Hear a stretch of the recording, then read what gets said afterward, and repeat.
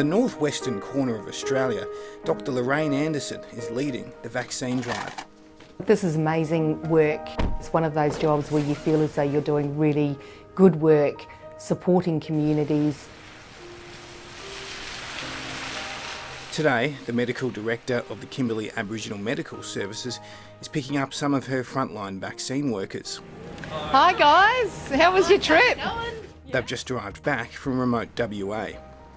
This team has gone out to Balgo and just literally just yarning with people, so making their way around community, having a chat to people. The rollout across remote Aboriginal communities is just 3 weeks away, but some in the community have concerns. We're not really seeing anti-vaxxers. What we're seeing is people just concerned for their own health and welfare. Had not one single positive case in a remote community in the Kimberley. As a result of that, people are a little bit complacent and don't see COVID as being the threat that it actually is.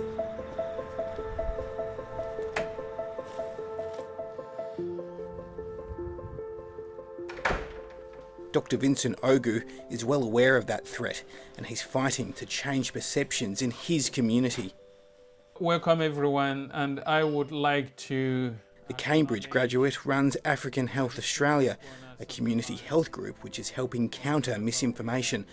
Tonight, in a webinar with community leaders, he'll learn what he's up against. There is no proper understanding of what is happening. We want to know the truth and nothing but the truth. So if the doctors are confused, I worry about what the community is going to be saying. The government should come out clean and let them know what actually the vaccine has to offer.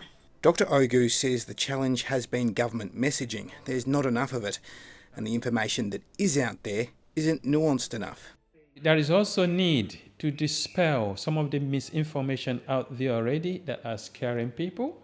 It's often common to assume that once you promote it in the mainstream media, hi, everybody has got information, they are well equipped with the relevant information. So Noel, in what ways do you think we can... He and other community leaders in Sydney's West say governments are unaware of how to connect with the African community who are vulnerable to misinformation. There will still be some resistance if, one, the message is not rammed home in a way, in a form, in a manner they will appreciate, they can relate to. Yes, she's got an afternoon shift. And then there's the issue of language. I wouldn't say they are not doing something. I think they are doing something, but I would think that that is not enough. An ANU study conducted last month showed the government has work to do reaching diverse communities. A quarter of people who speak more than one language had concerns. Among people who speak only English, it's just 22%. 22% of non-Indigenous people are reluctant about getting the jab. That increases to 32% within the Indigenous community. The Department of Health says it's developed a strategy to address misinformation.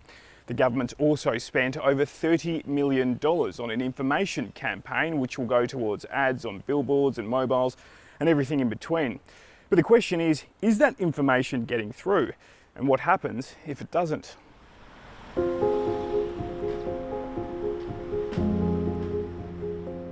The southeast of Melbourne has a thriving Afghan community. Dr. Amina Azizi fled there almost 30 years ago and has been a GP in this area for decades. Okay, what can I do for you? I speak fluent Pashto and speaks Dari, and a lot of people comes and they can communicate with me. First to a developing story in Melbourne's southeast.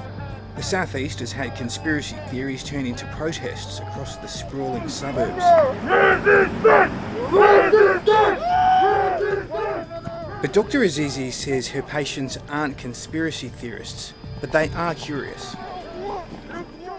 That's why I'm still sometimes I'm printing to read more about this one, to highlight and give to them information about this. Yes, they ask a lot of questions.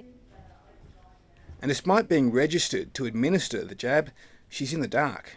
People, they ask me when it's coming up and when we should have it, but unfortunately I don't have the answer for this one. In Broome, Dr Lorraine says she's confident those reluctant will come around. We're not entertaining the myths. What we're doing is answering people's questions. Rolling anything out in a remote area is a challenge, but we're very good at it.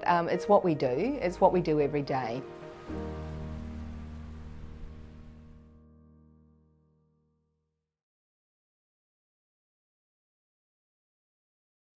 Hi, I'm Lee Sales. Thanks for watching this story. If you'd like to watch more of 7:30's stories, they are on the left of your screen. And tap on the button below to subscribe and get the latest from ABC News.